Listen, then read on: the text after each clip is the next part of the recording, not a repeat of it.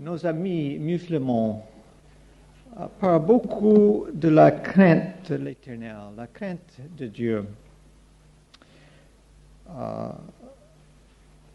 Aujourd'hui, je vais parler d'un aspect de la crainte de Dieu que les musulmans négligent beaucoup, et aussi peut-être pas mal des chrétiens.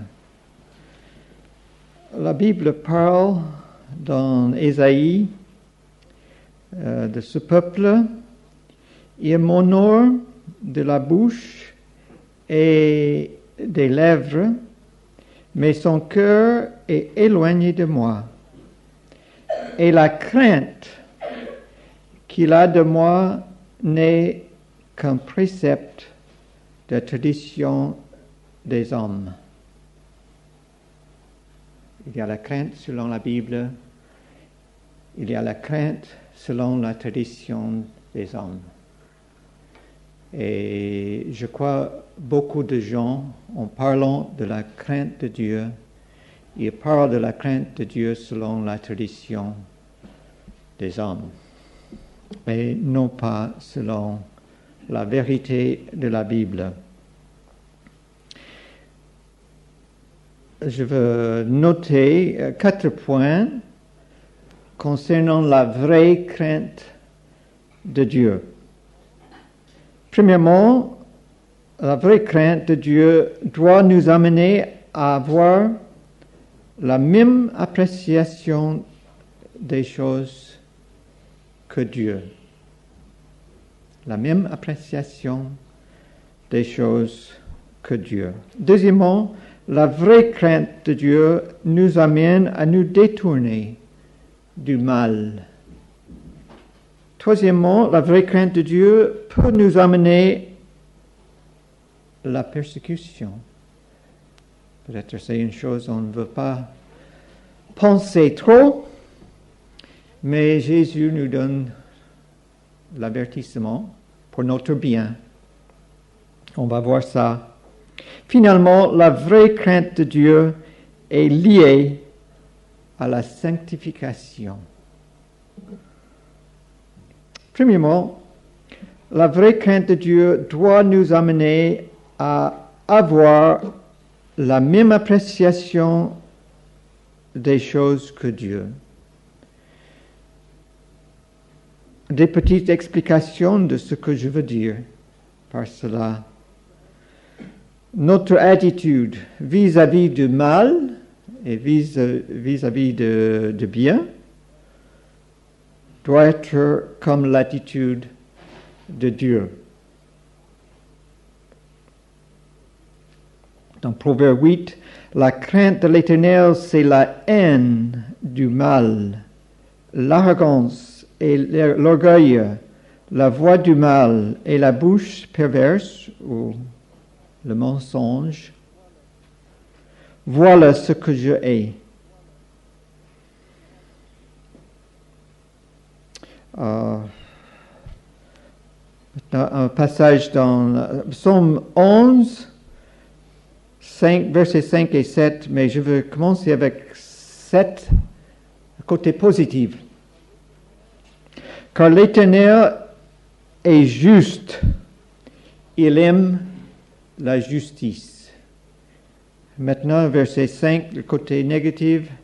L'Éternel sonde le juste, il est le méchant et celui qui se plaît à la violence.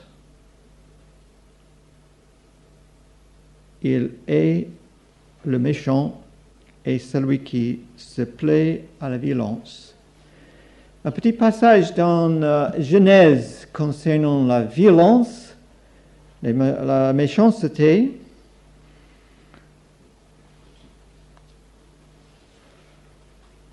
« 6, 5 et 6. Chapitre 6, 5 et 6. L'Éternel vit que la méchanceté des hommes était grande sur la terre et que toutes les pensées de leur cœur se portaient chaque jour uniquement vers le mal. L'Éternel se repentit d'avoir fait l'homme sur la terre et il fut affligé en son cœur. Verset 13. Alors Dieu dit à Noé, la fin de toute chair est arrivée devant moi, car ils ont rempli la terre de violence. Voici, je vais les détruire avec la terre. La violence, c'est quelque chose que Dieu est. Une abomination à Dieu. Nous avons les gens qui font la violence en pensant qu'ils sont les martyrs de Dieu. Mais selon cette parole, ils sont d'autres choses. Il y a des gens qui donnent leur vie pour sauver la vie des autres. Ça, c'est les vrais martyrs. Jésus-Christ, qu'est-ce qu'il a fait? Il a donné sa vie pour nous sauver. Oui. La violence, c'est quelque chose que Dieu est. Deuxièmement, dans 2 Chroniques 19, Jéhu, le prophète, a posé une question au roi Josaphat. Doit-on secourir le méchant et aimer-tu ceux qui haïssent l'Éternel? À cause de cela, l'Éternel est irrité contre toi. Oui, c'était un bon roi, mais il a fait ces bêtises. Dieu nous appelle dans le Nouveau Testament à une certaine séparation du monde, du mal. Dans le psaume 97, le psalmiste donne un ordre. Vous qui aimez l'Éternel, haïssez le mal. Est-ce que c'est vrai pour nous? Et dans le psaume 139, le psalmiste se pose la question, l'Éternel, n'aurais-je pas de la haine pour ceux que tu haïsses, du dégoût pour ceux qui s'élèvent contre toi? Maintenant, des autres exemples de cette attitude. Bien sûr, le premier exemple, c'est Jésus lui-même. La prophétie concernant Jésus dans Hébreux 1, c'est répété.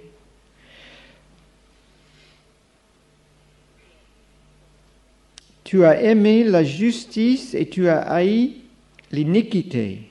C'est pourquoi, ô Dieu, ton Dieu, t'a loin d'une huile de joie au-dessus de tes collègues.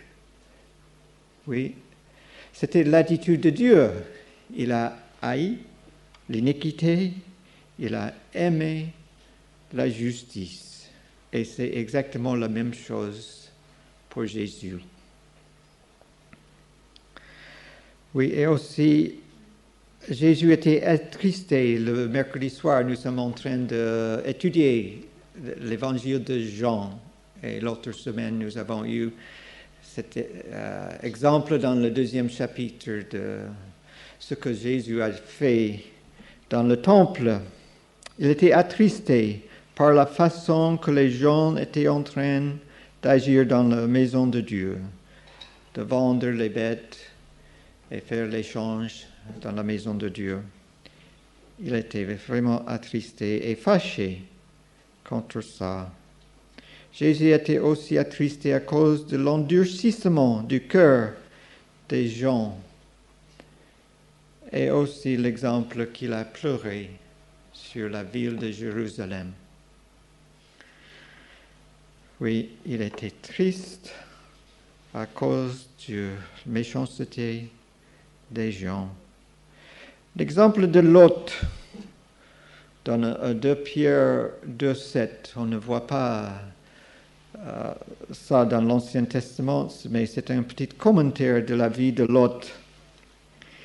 Et c'est-à-dire Dieu a délivré Lot le juste, profondément attristé de la conduite de ces hommes sans frein dans leur dérèglement. Car ce juste qui habitait au milieu d'eux tourmentait journellement son âme juste à cause de ce qu'il voyait et entendait de leurs œuvres criminelles. Est-ce qu'on est des fois choqué, des fois gêné par certaines choses autour de nous? L'autre été, j'étais frappé, elle n'est pas ici ce matin, j'étais frappé l'autre jour par le témoignage de Rebecca. Peut-être vous rappelez quand elle a parlé d'être attristée, bouleversée par l'orgueil et le mépris de quelqu'un à son école. Pierre a dit dans Acte 10, « Dieu m'a appris. Qu'est-ce qu'il a appris de Dieu? Il m'a appris à ne regarder aucun homme comme souillé et impur. L'idée de ne mépriser personne. De ne mépriser personne. Que le Seigneur nous aide d'apprendre, de bien apprendre cela aussi dans ma vie, dans la vôtre. L'exemple dans notre lecture de Jean-Pierre, cet homme, Phinehas, une certaine jalousie, parce que zèle, pour Dieu, zèle et peut être aussi traduit jalousie. Il était jaloux pour la gloire de Dieu parmi son peuple. Et finalement, l'exemple du psaume 119, où il dit, le psalmiste dit, « Mes yeux répandent des torrents d'eau parce qu'on n'observe point ta loi. »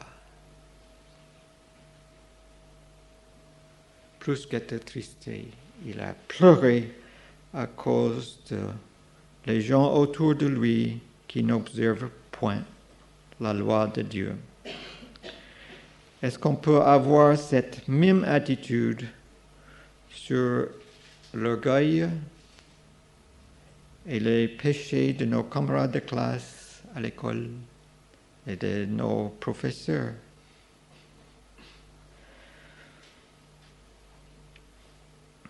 Les mensonges de nos politiciens, est-ce que ça nous trouble? Dieu a en horreur le mensonge. C'est une abomination à l'Éternel. Deuxièmement, la vraie crainte de Dieu nous amène à nous détourner du mal. Deux petits versets dans les Proverbes. Crains l'Éternel et détourne-toi du mal. Chapitre 16. Et par la crainte de l'Éternel, on se détourne du mal. Et l'exemple de Job, ce n'était pas un témoignage de n'importe qui concernant la vie de Job, mais c'est le témoignage de Dieu lui-même devant Satan. Qu'est-ce que Dieu a dit concernant son serviteur Job? C'est un homme intègre et droit, craignant Dieu et se détournant du mal. Peut-être ça peut nous amener à la vraie crainte de Dieu, peut nous amener à la persécution.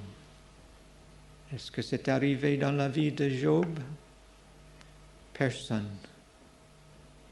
Je crois que personne n'a pas souffert comme le serviteur de Dieu, Job. tandis qu'il était un homme juste. Dans 2 Timothée 3:12, « Or tous ceux qui veulent vivre pieusement en Jésus-Christ, l'idée dans la crainte de Dieu, seront persécutés. » Et l'avertissement de Jésus à ses disciples dans Jean 16, 1 et 2. Mais avant ça, on va voir dans 15, 18 et 19. 15, 18, 19, ce que va arriver aux disciples. « Si le monde vous hait, sachez qu'il m'a haï avant vous. Si vous étiez du monde, le monde aimerait ce qui est à lui. Mais parce que vous n'êtes pas du monde, et que je vous ai choisi du milieu du monde, à cause de cela, le monde vous haït. » Et 16, 1 et 2.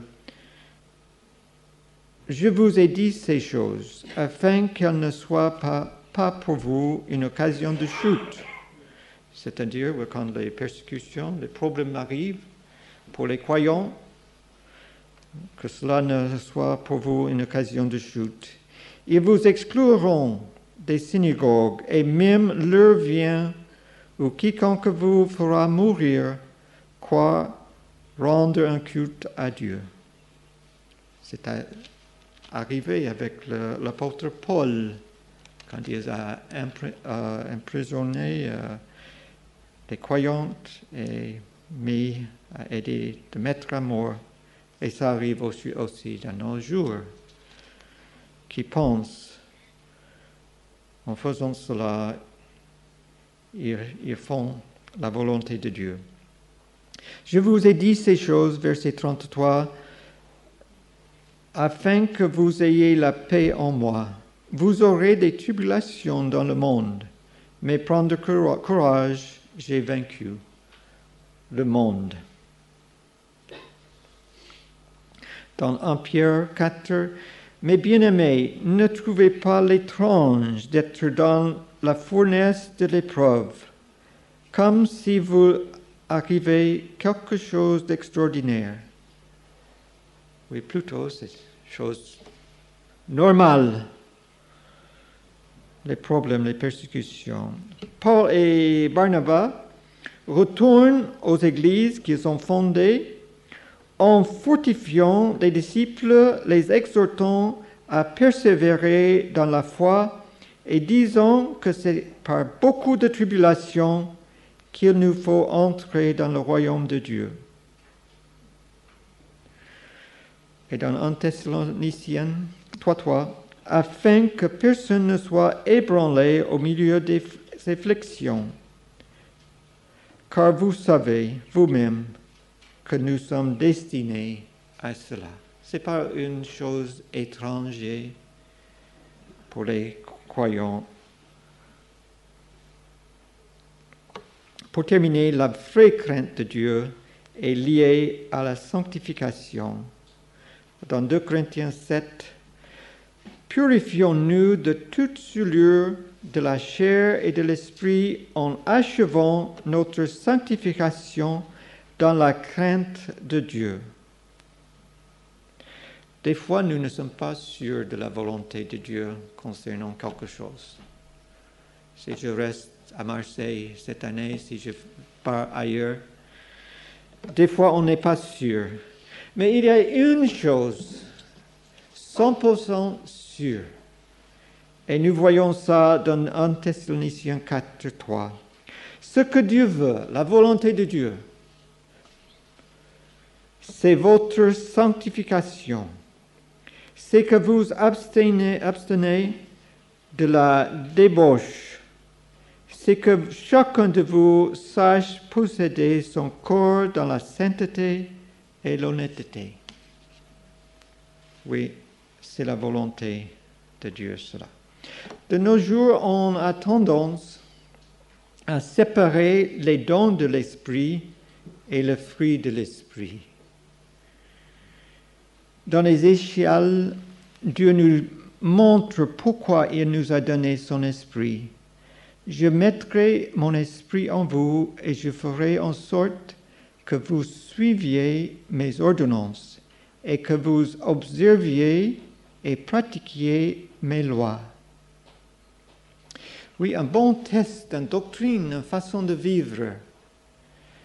Nous avons dans Timothée et Tite, 2 fois au moins c'est mentionné, il parle d'une doctrine selon la piété. Une doctrine selon la piété ou selon la sainteté. Je me demande si quelqu'un peut lire l'avertissement de Jésus dans Matthieu 7. Matthieu 7, 15 à 23. Matthieu, un volontaire. Julie? Merci. 15 à 23.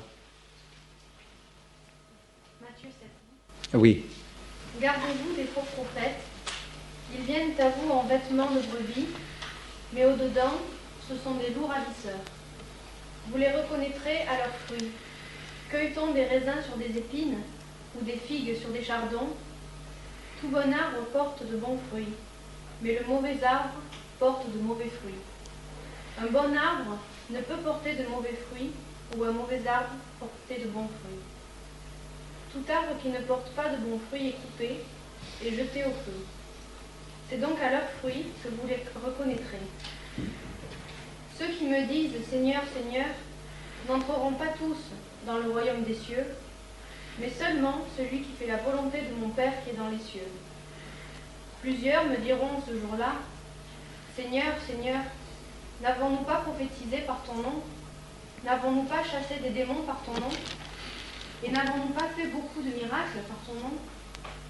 Alors je leur dirai ouvertement, je ne vous ai jamais connu, retirez-vous de moi, vous qui commettez l'iniquité. Merci Julie. Oui. S'il y a les dons, les faux dons que nous avons ici, ce n'est pas les vrais dons de Dieu, même s'il y a les prophéties, même il y a ceux qui chassent les démons, ceux qui font beaucoup de miracles. C'est les faux dons s'ils ne sont pas liés à le fruit de l'esprit. Vous qui, même avec tous ces dons, qui commettez l'iniquité. Oui. Il faut lier les deux choses. Jésus a dit, vous reconnaîtrez l'arbre par ses fruits. Oui, la crainte de Dieu, la vraie crainte,